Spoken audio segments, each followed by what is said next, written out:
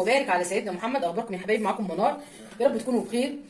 شوفوا يا حبايبي، بسم الله ما شاء الله لا حول ولا قوه الا بالله. شايفين الزبده اقتصاديه في البيت. كل حاجه عندنا في البيت، ما جبناش حاجه من بره. اهم حاجه يكون الزيت نوعه نضيف، ده اهم حاجه.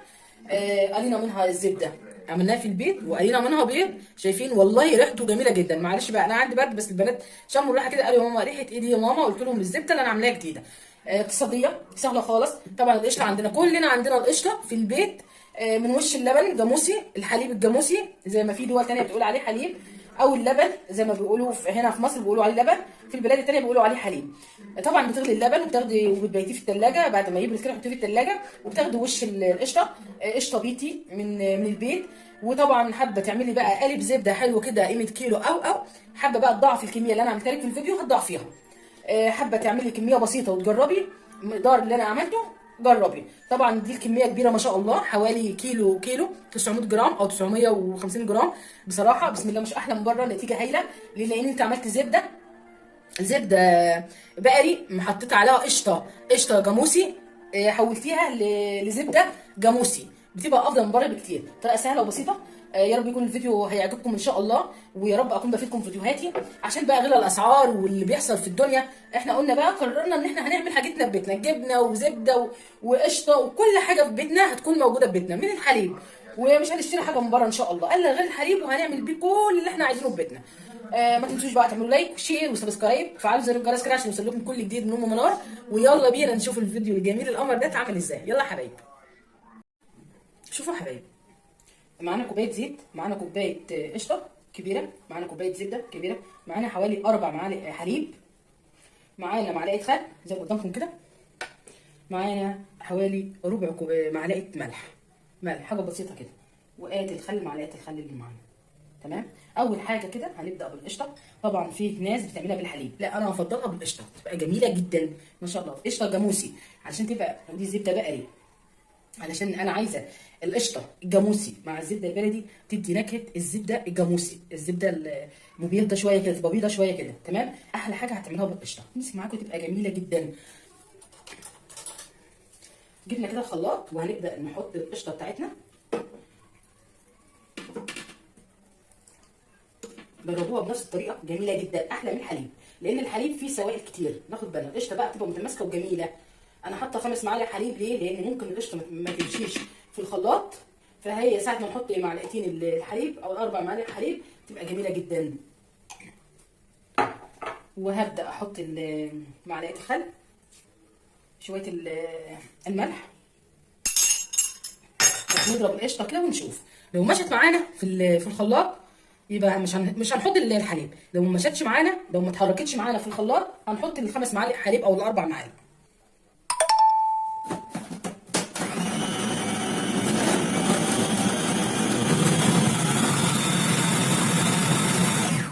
مشت معانا وبقت جميله.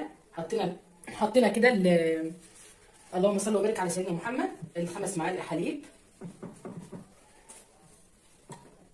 ضربناها كده يا دوبك دقيقتين او دقيقه زي ما قدام كده. بسم الله ما شاء الله. هبدا احط الزبده، كوبايه الزبده دي بقى زبده اقتصاديه في البيت، احلى من بره بكتير بكتير، بسبب بقى اسعار الغلاء اللي حصل لنا. طبعا النهارده الزبده سعرها اكتر، الكيلو عامل حوالي 100 وشويه، 150 على ما سمحت. ومش كل الزبده طبعا، بيبقى فيه زبده رخيصه بتكون 100 جنيه، زبده نظيفه طبعا بتبقى ب 150 جنيه الكيلو. وطبعا مش بيبقى كيلو كامل، بيبقى 900 جرام. اضربهم بقى مع بعض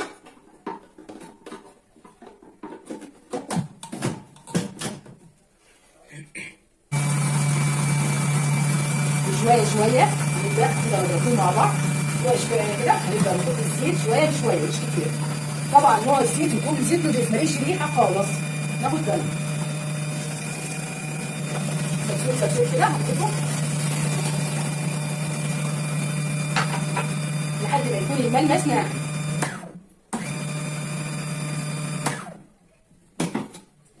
عايزه اوريكم لون القشطه، شايفين لونها ابيض خالص ما شاء الله.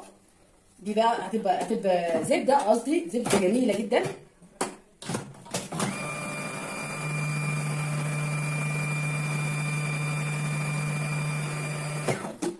كده انا عايزاها كده خلاص. الملمس الناعم ده هوريكم بس قوامها. انا كده معايا قالب صغنن، قالب صغنن خالص بايركس.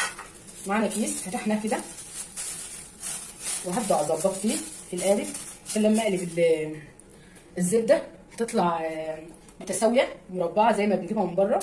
طبعا الكميه دي هتعمل لنا حوالي كيلو او اقل من كيلو، ناخد بالنا. افضها كده بس انضف بس السلاح الخلاط. بسم الله ما شاء الله، الله اكبر. ممكن يا حبايبي تضاعفوا الكميه، بدل ما يبقى من كل حاجه كوبايه لا كوبايتين، هتطلع لك كميه جميله ومعتبره.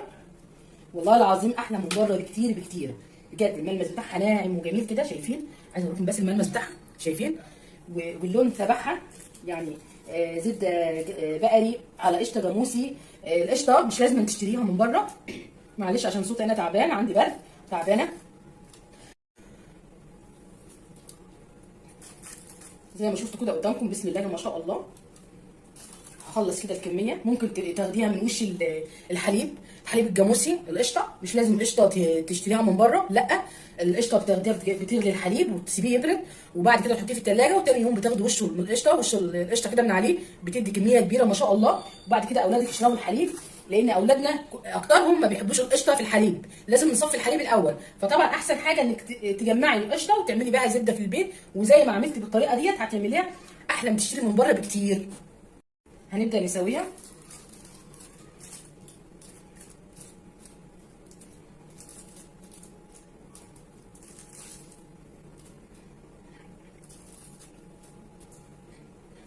كده انا سويتها. هبدا بقى اجمع الكيس كده عليها، هندخلها في الثلاجه لحد ما تتماسك، وبعد كده نرجع لكم بقى تاني يوم ان شاء الله. تاني يوم لو انت مستعجله ممكن تحطها في الفريزر قيمه ساعه او ساعه ونص عادي، وتقلبيها على طول وتقطعيها، تبقى جميله جدا. انا ما بقيتهاش بقى، انا سبتها في الفريزر ساعه واحده. بسم الله ما شاء الله، شايفين الجمال؟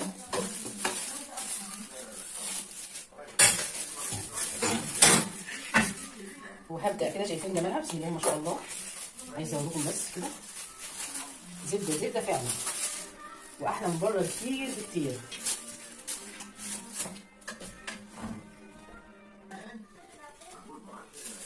اقطعها على الكيس، شايفين؟ بسم الله ما شاء الله، الله اكبر. بجد جميله جدا، صيديه ما كلفتش فينا حاجه خالص. كوبايه زبده، كوبايه قشطه، شايفين؟ بسم الله ما شاء الله. عايزه اقول لكم بس قطعه، شايفين الجمال؟ ما شاء الله. بصوا احنا من بره كتير كتير. اقطعها بقى مكعبات.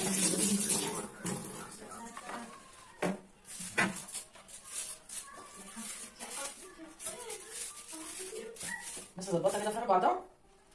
ما شاء الله، الله اكبر، بجد روعه ما شاء الله، لا حول ولا قوه الا بالله. جميله جدا.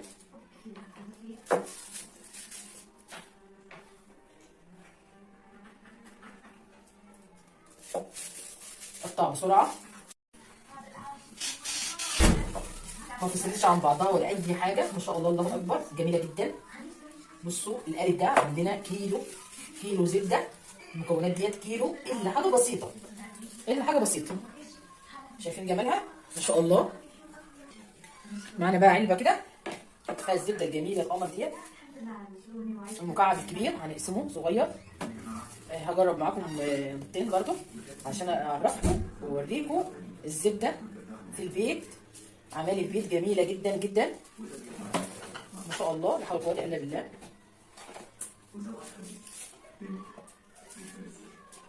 المكعب ده كبير، المكعب بقى الكبير هتقسميه صغير، المكعب الصغير هتسيبيه زي ما هو.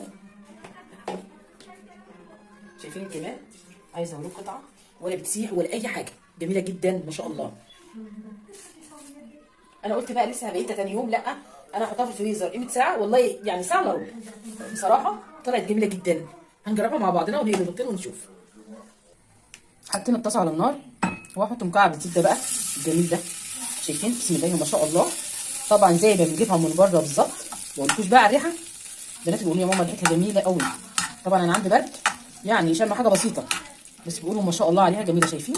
زي ما بتجيبها من بره بالظبط، ما فيهاش اي حاجه، واحلى من بره بكتير بكتير. شايفين جمالها؟ لو سبتوها شويه هتعمل معاكم مرته زي ما بتجيبها من بره. هي كده ساحت. نحط بقى البيضتين دولت. بسم الله.